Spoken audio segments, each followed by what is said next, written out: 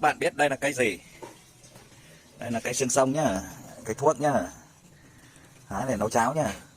Cháo xương sông này, cây xương sông này chữa ho này. Ăn rất là tốt này.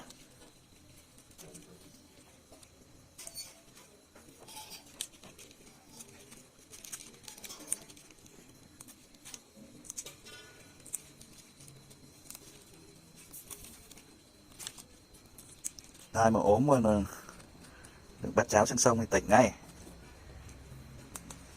Cái xương sông là một vị thuốc rất là tốt này. Đây là vườn phong lan của nhà này. Phong lan đuôi cáo hoa hơi bị đẹp đấy. Bông này chưa nở, bông trên này nở này. Rất là đẹp luôn nhá. Căn vườn nhá, rất là đủ các loại rau nhá. Rau xương sông này.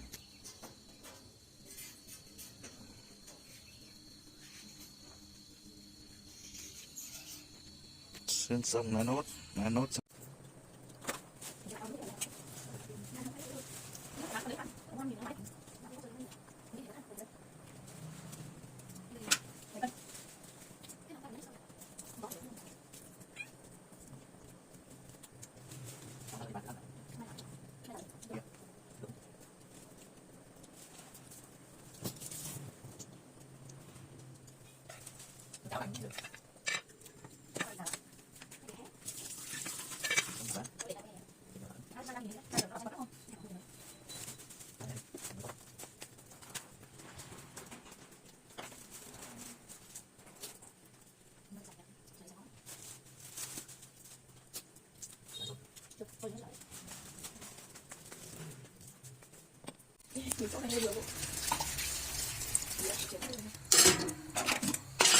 Thôi rửa qua.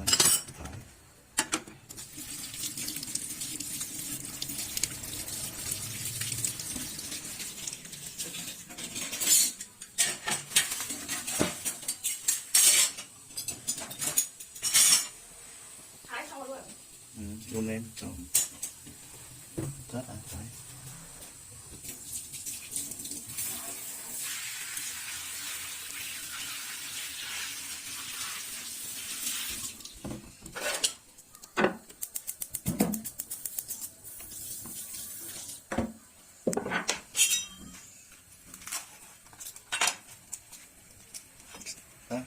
Thái nhỏ miếng. Ai chẳng biết riêng được thái tại này.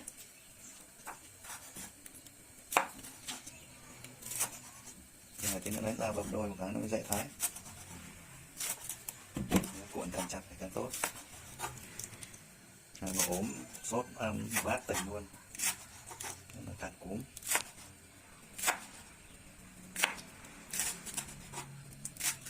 Cuộn nó càng chặt thái càng dễ.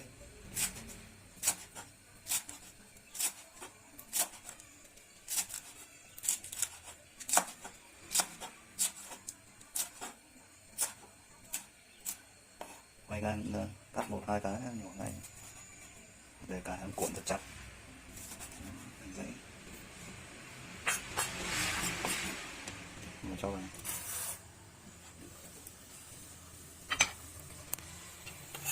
Ngồi đã. Ngồi kia.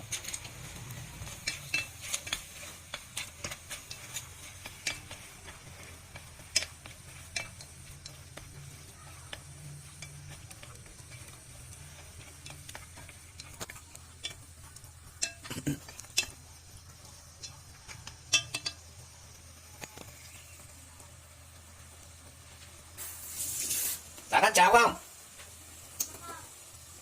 Cháo xương sông ngon lắm.